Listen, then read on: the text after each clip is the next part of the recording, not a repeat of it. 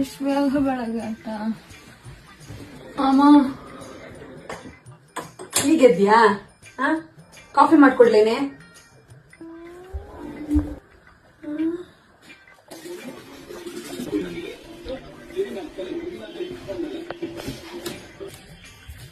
Coffee ತಗೊಳ್ಳಿಲ್ಲ. ಅಮ್ಮ geyser on ಮಾಡಮ್ಮ. ಗೀಸರ? ಹೋಗಿ ಬಿಡು, ನಾನೇ ಮಾಡ್ಕೊಂತೀನಿ.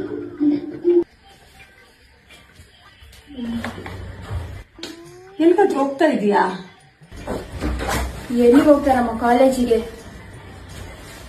ಟೈಮ್ ಎಷ್ಟು? 8:30. AM PM? PM.